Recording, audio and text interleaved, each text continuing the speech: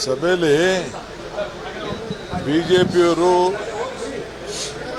ತನ್ನ ಅಸ್ತಿತ್ವವನ್ನು ಕಳ್ಕೊಳ್ತಾ ಇದ್ದೀವಿ ಅಂಥೇಳಿ ಬಿಜೆಪಿಯವರು JDS ಅವ್ರಿಗೆ ಎಲ್ಲ ಸತ್ಯ ಗೊತ್ತಿದ್ರು ಕೂಡ ಇದೊಂದು ದೊಡ್ಡ ಡ್ರಾಮಾ ಮಾಡ್ತಾ ಇದ್ದಾರೆ. ಅವ್ರಿಗೆ ನಾವು ಹೇಳಿದ್ದೀವಿ, ನಿನ್ನೆನೂ ಹೇಳ್ದೋ, ನೀವು ಒಂದು ನೋಟಿಸ್ ಕೊಡಿ, ನಾಗೇಂದ್ರನ್ ಯಾಕೆ ತೆಗಿಬೇಕು, ನೀವು ಕನ್ವಿನ್ಸ್ ಮಾಡಿ ನಮಗೆ, ನಾವು ಉತ್ತರ ಕೊಡ್ತೀವಿ ನಾಗೇಂದ್ರ ಯಾಕೆ ಬಂದ ಅಂತೇಳಿ. ಒಬ್ಬ ST ಸಮುದಾಯದ ಒಬ್ಬ ಮಂತ್ರಿಗೆ ಯಾವ ಆಧಾರನೂ ಇಲ್ಲ, ಅವನ್ನ ಇವತ್ತು ತೆಗಿಬೇಕು ಅಂತ ಹೊರಟಿದ್ದಾರೆ. ಈಗ ಎಷ್ಟು ಜನ ಕೇಂದ್ರದಲ್ಲಿ ವಿವಿಧ ರಾಜ್ಯದಲ್ಲಿ ಕೇಸ್ ಇರೋರು ಮಂತ್ರಿ ಇಲ್ಲ. ಇವನ ಮೇಲೆ ನಾವೆಲ್ಲ ಪರಿಶೀಲನೆ ಮಾಡಿದ್ದೀವಿ. ED ಇವರು ಏನು ಸಲ್ಲಿಸಿದ್ದಾರೆ ಅಲ್ಲೂ ಕೂಡ ನೇರವಾಗಿ ಇವನ ಪಾತ್ರ ಏನು ಇದೆ ಅಂತ ಅಂದ್ಬಿಟ್ಟು ಎಲ್ಲೂ ಕೂಡ ಇಲ್ಲ. ಸೊ ನಮ್ಮ ಇನ್ವೆಸ್ಟಿಗೇಷನ್ ಆಗಿದೆ.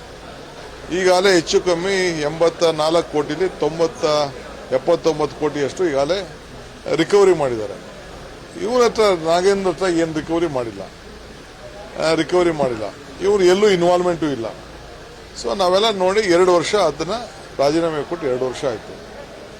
ಆತನಿಗೆ ಒಬ್ಬ ದಲಿತನಿಗೆ ನಾಯಕನಿಗೆ ಅನ್ಯಾಯ ಆಗಿದೆ ಅಂತೇಳಿ ನಾವು ಮತ್ತೆ ಅವನಿಗೆ ಅವಕಾಶವನ್ನು ನಾವು ಮಾಡಿಕೊಟ್ಟಿದ್ದೀವಿ. ಇವರು ಬೇಕಾದವರು ಅವನ ಬಗ್ಗೆ ಆರೋಪ ಇತ್ತು ಅಂದರೆ ನೋಟಿಸ್ ಕೊಟ್ಬಿಟ್ಟು ಚರ್ಚೆ ಮಾಡಲಿ. ಬಾವಿಗೂ ಹೋಗ್ತಾ ಇಲ್ಲ, ಎಲ್ಲ ಕೂತ್ಕೊಂಡು ಗಲಾಟೆ ಮಾಡ್ತಾಯಿದ್ದಾರೆ. ಕೇಳಿದ್ರೆ ನೀವು ಅಲ್ಲಿ ಡೆಲ್ಲಿಲಿ ಮಾಡಿದ್ರಿ, ಅವ್ರು ಮಾಡಿದ್ರಿ ಅಂತೇಳಿ ಕೆಲವೊಬ್ಬರು ಮಾಡ್ತಾ ಇದ್ದಾರೆ. ಸೊ ನಾವು ಅದಕ್ಕೆ ನಮಗೆ ಆದಂಥ ನಾವು ತಾಳ್ಮೆಯಿಂದ ನಾವು ಇದನ್ನು ನೋಡ್ತಾ ಇದ್ದೀವಿ. ಸೊ ಇವ್ರದ್ದು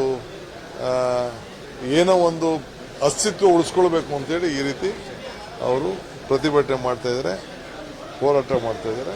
ಇಲ್ಲಿ ಅವ್ರು ಏನು ಬೇಕಾದ್ರೂ ಮಾಡಲಿ, ಬಟ್ ಅದು ಅವ್ರು ಮಾಡ್ತಾ ಇರೋದು ಅವ್ರಿಗೆ ಅದ್ರ ವೀಕ್ನೆಸ್ಸು ಗೊತ್ತಿದೆ.